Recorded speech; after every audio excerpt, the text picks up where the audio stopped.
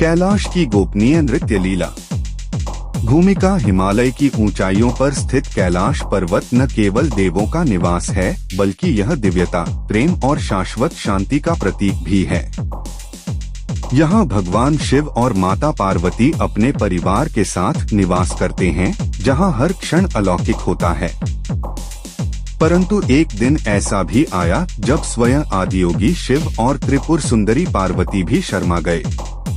कथा: एक दिन कैलाश की शांत वादियों में मंदाकिनी की कलकल ध्वनि के बीच भगवान शिव और माता पार्वती अकेले बैठे हुए थे।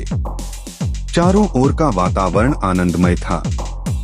आकाश में तारक फूल खिले हुए थे, पुष्पवृष्टि हो रही थी और नंदी, भृंगी आदि अपने स्थानों पर मौन साधना में लीन थे। उस दिन भगवान शिव ने मुस्कुराकर पार्वती से कहा, उमा, आज हमारी आत्मा नृत्य करना चाहती है। क्या तुम मेरे साथ तांडव और लास्य का संगम करोगी? पार्वती मुस्कुरा उठी। स्वामी, जब जब आप नाचते हैं, सृष्टि की हर धड़कन उस लय में बहने लगती है। आज मैं भी उस राग में डूब जाना चाहती हूँ। फिर क्या था, शिव ने डमरू उठाया और पार्वती ने अपने पायल बांधे। कैलाश की चोटी पर एक दिव्य रंगमंच सजा। भगवान शिव ने तांडव आरंभ किया, शक्तिशाली, ऊर्जावान और असीम ऊर्जा से भरपूर। पार्वती ने लास्य का नृत्य किया, सौंदर्य, स्नेह और कोमलता का प्रतीक। उनका यह नृत्य इतना सुंदर और दिव्य था कि ब्रह्मा, विष्णु, सरस्वती, लक्ष्मी और अन्य देवता भी छिपकर इसे निहारने लगे।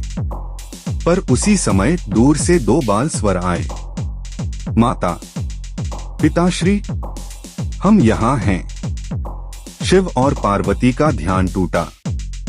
उन्होंने मुड़कर देखा, उनके दोनों पुत्र गणेश और कार्तिकेय नन्हे नन्हे पगों से आते हुए विस्मय और उत्साह से देख रहे थे।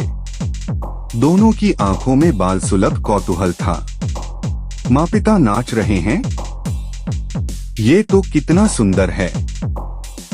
गणेश अपने हाथ में लड्डू लिए हुए मुस्कुरा रहे थे और कार्तिकेय भाले को कमर पर टिकाए मंत्रमुग्ध खड़े थे।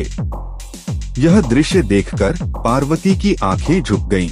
उनके गालों पर लज्जा की एक कोमल छाया फैल गई। स्वामी, हमारे बालक हमें यूं नाचते देख रहे हैं। भगवान शिव, जो स्वयं विरक्ति और योग के प्रतीक हैं, पहली बार थोड़े संकोच में मुस्कुरा दिए। उन्होंने अपने जटाओं को एक ओर किया और बोले, उमा, ये हमारे अपने हैं। लेकिन फिर भी यह नृत्य हमारी आत्मिक एकता का है। इसे देखना शायद अभी उनके लिए उचित न हो। पार्वती ने लाज से अपनी दृष्टि नीची की और दोनों ने अपना नृत्य वहीं रोक दिया। शिव ने मृदुल स्वर में पुकारा, गणेश, कार्तिकेय, आओ बेटा।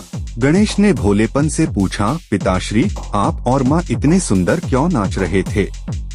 क्या हम भी सीख सकते हैं? शिव मुस्कुराए, जब समय आएगा तुम भी जान जाओगे कि नृत्य केवल शरीर नहीं, आत्मा का भी उत्सव होता है।